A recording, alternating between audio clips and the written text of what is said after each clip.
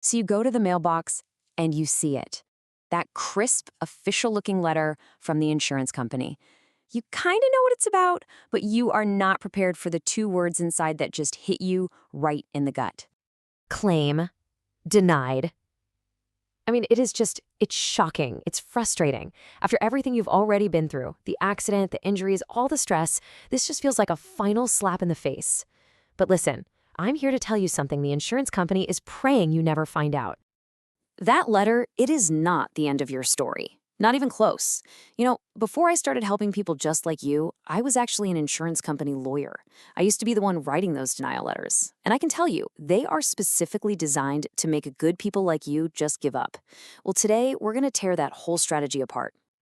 All right, here it is, your 5-minute battle plan. We're going to walk through 6 simple steps to turn their no into a big, fat yes. A check with your name on it. This is the exact playbook they really don't want you to have. Okay, first things first, you have to get inside their head. A denial is almost never about you or the actual facts of your case. Nope, it's a cold, hard business decision. So let's pull back the curtain and see why they really say no. It really just boils down to 3 things. 1, their entire job is to pay out as little money as possible. Period. 2, they are betting that scary-looking letter will make you just throw your hands up and walk away. And 3, they are banking on the fact that you don't know the rules of this game. We are about to change all of that. So what do you do first? You got to think of that denial letter like a small fire. If you act fast, you can put it out, no problem. But if you wait or you panic, the whole thing can get out of control. That's why your first 72 hours are absolutely crucial. Here are your first 3 counter moves. Super simple. Step 1, read that letter again, and with a pen, circle the exact reason they gave for the denial. That's your target. Step 2, get a folder and save everything. The letter, the envelope it came in, every single email. Think of this as your ammo box. Trust me, you're going to need it. And third, you're going to pick up the phone and make one very, very important call. This is the question. You might want to write this down. You ask, can you please send me the exact policy language and all documents used to deny my claim? Now, it sounds polite, right? But what they hear is that you know your rights because legally they have to send it to you. Most people never ask. But this one question, this is the key that starts to unlock their entire case against you. And you know what? That one simple question leads us right to our next step, getting what I like to call the secret file. See, every single claim has 2 folders, and the one they don't want you to see, well, that's where the real fight is won or lost. Look, the file they want you to see is, well, it's thin. It's boring. It's just policy jargon and some formal notices. But the real internal file? Oh, that's where the good stuff is. We're talking photos they took at the scene, secret notes from the adjuster, and even medical reviews from their own doctors. They are desperately hoping you never, ever ask for it. So, how do you get it? You've got 3 main ways. First is what I call the magic letter, where you cite consumer protection laws like the Fair Claims Practices Act that legally force them to share it. Second, there's the policy language trick, where you find a rule in their own policy and use it against them. Or third, if they want to play hardball, an attorney can hit them with a subpoena. One way or another, that vault is opening. Okay, once that big secret file lands on your doorstep, the real fun begins. It is time to find the smoking gun. This is where we take the evidence they gathered for their case and use it to completely dismantle their denial. Think this is just theory? No way. Let me tell you about a case. A big trucking company denied a claim, swearing their driver did nothing wrong. We forced them to hand over their file. And buried deep inside, we found GPS data from their own truck that proved the driver was speeding right before the crash. That single piece of paper turned a hard no into a $225,000 settlement. So what are you looking for exactly? Think of it like a treasure hunt. You are scanning for 4 gotcha moments. Number 1, adjuster notes, where they basically admit they're at fault.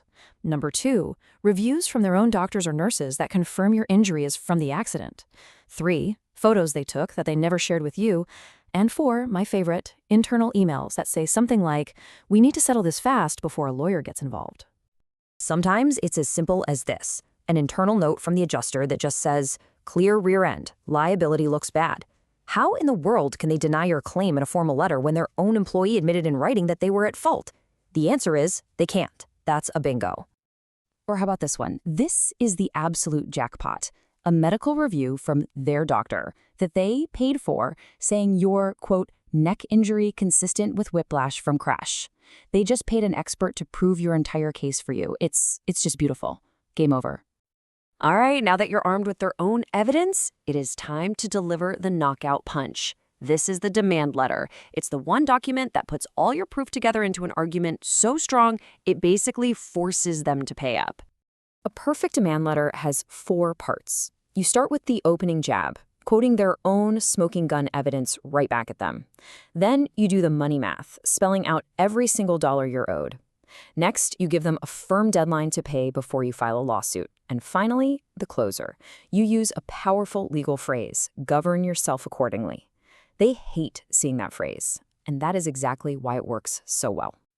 Now, when you do the money math, you have to be specific. We're not just pulling a number out of thin air here. You list your medical bills to the penny, your lost wages, documented, and then a fair, calculated amount for your pain and suffering. It's clear, it's justified, and it is very, very hard for them to argue with. And all that math leads to your total demand. This isn't a suggestion. It's not a starting point for negotiation. This is the number. It's based on facts, and it's backed up by the evidence that you found in their own secret file. Which brings us to the final, and let's be honest, the best part of this whole process, claiming your victory. After they cave, and they will, the check finally arrives. But you're not quite done. Now it's about making sure that money actually works to rebuild your life. And believe me, this playbook works. I think about a dad who was hit by a drunk driver. His claim was denied for over a year. He followed these exact steps, and the result? $340,000. He paid his bills, he took his family on a vacation they desperately deserved, and he finally got the peace of mind that was stolen from him. I always tell people to think of their settlement in 3 buckets. Bucket number 1 is for paying off every existing medical bill and lien. Get that done first. Bucket 2 is for the future, any care or therapy you might need down the road. And bucket 3? Well, that bucket is for you. To catch up on bills, to save, to rebuild, to finally move forward. You know, you started this whole journey with a denial letter that was designed to make you feel small and powerless. But by following this playbook, you took all that control back. You exposed their game, you used their own evidence against them, and you turned their no into a life-changing yes. So the only question left to ask is, what's the very first step you're going to take to rebuild?